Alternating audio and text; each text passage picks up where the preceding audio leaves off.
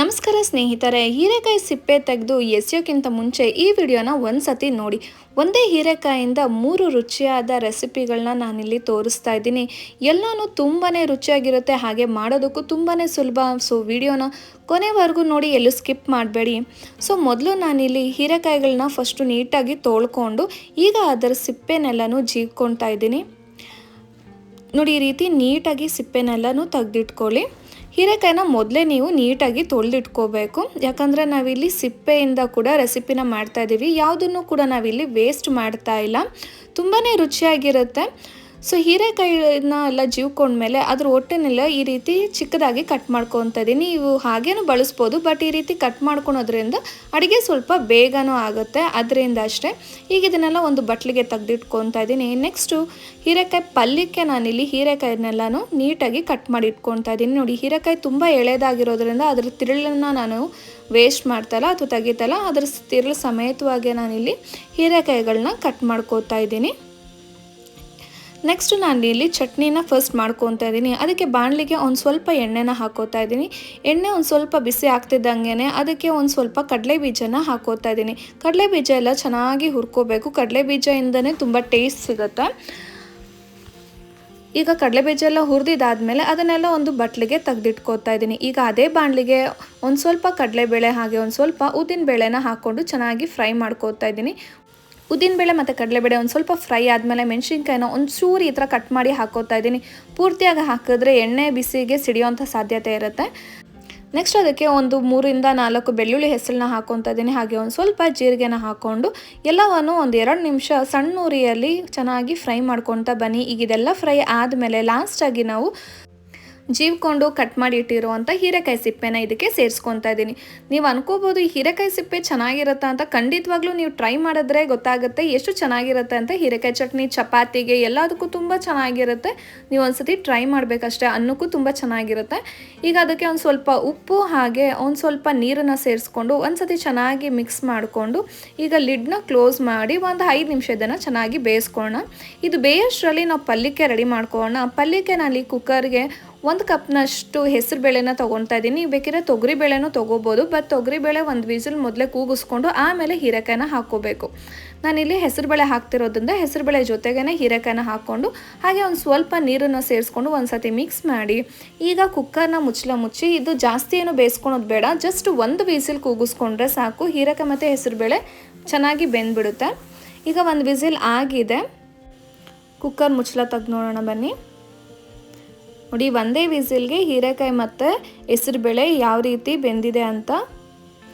ಈ ಪಲ್ಯನೂ ಅಷ್ಟೇ ಚಪಾತಿಗೆ ಅಥವಾ ಬಸ್ಸಾರಿಗೆ ನಂಚ್ಕೊಳೋದಕ್ಕೆಲ್ಲ ತುಂಬಾ ಚೆನ್ನಾಗಿರುತ್ತೆ.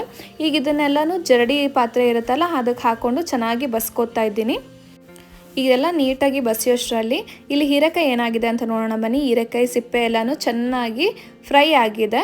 ಈಗ ಇದನ್ನೆಲ್ಲ ಒಂದು ಪ್ಲೇಟ್ಗೆ ಹಾಕ್ಕೊಂಡು ಚೆನ್ನಾಗಿ ಇದು ಕಂಪ್ಲೀಟಾಗಿ ತಣ್ಣಗಾಗಬೇಕು, ಹಾಗೆ ರುಬ್ಕೊಳಕ್ಕೆ ಹೋಗಬಾರ್ದು.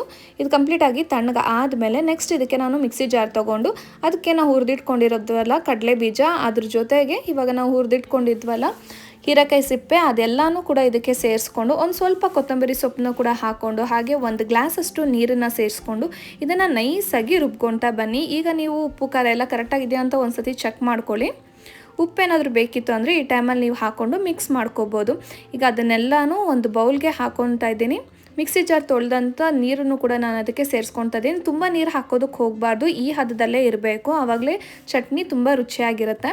ಇದಕ್ಕೊಂದು ಒಗ್ಗರಣೆ ಹಾಕೋಣ. ಅದಕ್ಕೆ ಒಗ್ಗರಣೆ ಪಾತ್ರೆಗೆ ಒಂದು ಸ್ವಲ್ಪ ಎಣ್ಣೆನ ಸೇರಿಸ್ಕೊತಾ ಇದ್ದೀನಿ. ಎಣ್ಣೆ ಬಿಸಿ ಆದಮೇಲೆ ಒಂದು ಸ್ವಲ್ಪ ಸಾಸಿವೆ ಹಾಗೆ ಒಂದು ಸ್ವಲ್ಪ ಜೀರಿಗೆನ ಹಾಕ್ಕೊತಾ ಇದ್ದೀನಿ. ಸಾಸಿವೆ ಜೀರಿಗೆ ಚಿಟಪಟ ಅಂದಮೇಲೆ ನೆಕ್ಸ್ಟ್ ಅದಕ್ಕೆ ಒಂದು ಸ್ವಲ್ಪ ಕರಿಬೇವು ಎಲೆನ ಹಾಕ್ಕೊಂಡು ಈ ಒಗ್ಗರಣೆನ ಚಟ್ನಿಗೆ ಸೇರಿಸ್ಕೊತಾ ಇದ್ದೀನಿ. ಚಟ್ನಿ ರೆಡಿಯಾಗಿದೆ ಫ್ರೆಂಡ್ಸ್. ನೆಕ್ಸ್ಟ್ ನಾವಿಲ್ಲಿ ಪಲ್ಯಕ್ಕೆ ಒಗ್ಗರಣೆ ಮಾಡ್ಕೋಬೇಕು. ಅದಕ್ಕೆ ಬಾಣಲಿಗೆ ಒಂದು ಸ್ವಲ್ಪ ಎಣ್ಣೆ, ಸೇಮ್ ಸಾಸಿವೆ ಜೀರಿಗೆ ಸೇರಿಸ್ಕೊಂಡು ಸಾಸಿವೆ ಜೀರಿಗೆ ಎಲ್ಲ ಚಿಟಪಟ ಅನ್ಬೇಕು. ನೀವು ಬೇಕಿದ್ರೆ ಇದಕ್ಕೆ ಸ್ವಲ್ಪ ಕಡಲೆಬೇಳೆ ಉದ್ದಿನಬೇಳೆ ಕೂಡ ಹಾಕ್ಕೋಬೋದು, ಆಪ್ಷನಲ್ಲು, ನಾನಿಲ್ಲಿ ಸೇರಿಸ್ತಾ ಇಲ್ಲ. ನೆಕ್ಸ್ಟ್ ಅದಕ್ಕೆ ಒಂದು ಈರುಳ್ಳಿ, ಒಂದು 3 ಇಂದ 4 ಹಸಿಮೆಣಸಿಕಾಯಿ ಹಾಗೆ ಒಂದು ಸ್ವಲ್ಪ ಕರಿಬೇವನ್ನು ಹಾಕ್ಕೊಂಡು ಈರುಳ್ಳಿ ಎಲ್ಲ ಸ್ವಲ್ಪ ಸಾಫ್ಟ್ ಆಗಬೇಕು, ಅಲ್ಲಿವರೆಗೂ ಇದನ್ನು ಚೆನ್ನಾಗಿ ಫ್ರೈ ಮಾಡ್ಕೊತಾ ಬನ್ನಿ. ನಾವು ಇಲ್ಲಿ ಪಲ್ಯಕ್ಕೇನು ಉಪ್ಪು ಹಾಕಿರಲಿಲ್ಲ ಹೀರೆಕಾಯಿ ಬೇಯಿಸಬೇಕಾದ್ರೆ, ಸೊ ಇವಾಗ ರುಚಿಗೆ ತಕ್ಕಷ್ಟು ಉಪ್ಪನ್ನ ಸೇರಿಸ್ಕೊಂಡು ಚೆನ್ನಾಗಿ ಮಿಕ್ಸ್ ಮಾಡಿಕೊಂಡು ಇವಾಗ ನಾವು ಬೇಯಿಸಿಟ್ಕೊಂಡಿರುವಂಥ ಹೀರೆಕಾಯಿ ಮತ್ತು ಹೆಸರು ಬೇಳೆನ ಇದಕ್ಕೆ ಹಾಕ್ಕೊಂಡು ಚೆನ್ನಾಗಿ ಮಿಕ್ಸ್ ಮಾಡ್ಕೊತಾ ಬನ್ನಿ. 1-2 ನಿಮಿಷ ಇದನ್ನು ಚೆನ್ನಾಗಿ ಮಿಕ್ಸ್ ಮಾಡಿಕೊಂಡು ನಿಮಗೆ ಬೇಕಿದ್ದರೆ ಒಂದು ಸ್ವಲ್ಪ ಫ್ರೆಶ್ ಆಗಿ ಕಟ್ ಮಾಡಿರುವಂಥ ಕೊತ್ತಂಬರಿ ಸೊಪ್ಪನ್ನು ಕೂಡ ಇದಕ್ಕೆ ಆ್ಯಡ್ ಮಾಡ್ಕೋಬೋದು.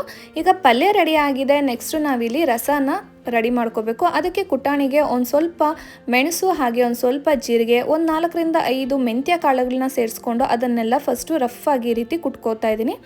ನೆಕ್ಸ್ಟ್ ನಮಗೆ ಖಾರಕ್ಕೆ ಬೇಕಾಗಿರೋಷ್ಟು ಹಸಿಮೆಣ್ಸಿನ್ಕಾಯಿನ ಇಲ್ಲಿ ಸೇರಿಸ್ಕೊತಾ ಇದ್ದೀನಿ. ನಾನಿಲ್ಲೊಂದು 3ರಿಂದ 4 ಹಸಿಮೆಣ್ಸಿನ್ಕಾಯಿನ ತೊಗೊಂಡು ಅದನ್ನು ಕೂಡ ಚೆನ್ನಾಗಿ ಜಜ್ಕೋತಾ ಇದ್ದೀನಿ. ನಿಮ್ಮ ಖಾರಕ್ಕೆ ಎಷ್ಟು ಬೇಕು ನೀವು ಅಷ್ಟನ್ನು ಸೇರಿಸ್ಕೋಬೋದು.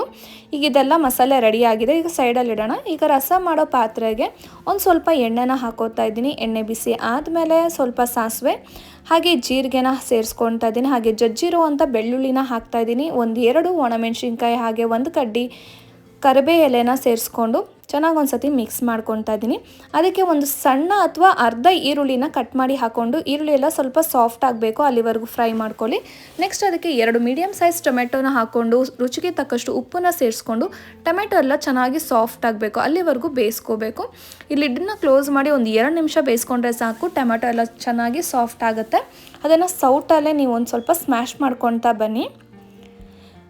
ಇವಾಗ ಅದಕ್ಕೆ ನಾವು ಕುಟ್ಟಿಟ್ಕೊಂಡಿದ್ವಲ್ಲ ಆ ಮಸಾಲೆನ ಇದಕ್ಕೆ ಸೇರಿಸ್ಕೊತಾ ಇದ್ದೀನಿ. ಹಾಗೆ ಒಂದು ಸಣ್ಣ ನಲ್ಲಿಕಾಯಿ ಸೈಜ್ನಷ್ಟು ಹುಣಸೆ ಹಣ್ಣನ್ನು ನಾನು ನೀರಲ್ಲಿ ನೆನೆಸಿಟ್ಕೊಂಡಿದ್ದೆ.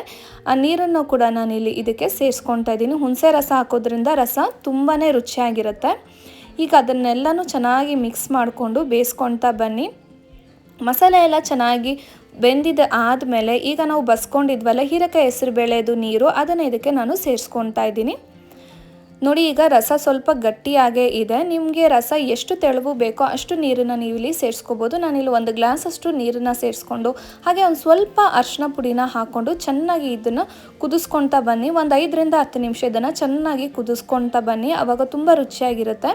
ಕೊನೆಯದಾಗಿ ಒಂದು ಸ್ವಲ್ಪ ಕಟ್ ಮಾಡಿರುವಂಥ ಫ್ರೆಶ್ ಕೊತ್ತಂಬರಿ ಸೊಪ್ಪನ್ನ ಹಾಕ್ಕೊಂಡ್ರೆ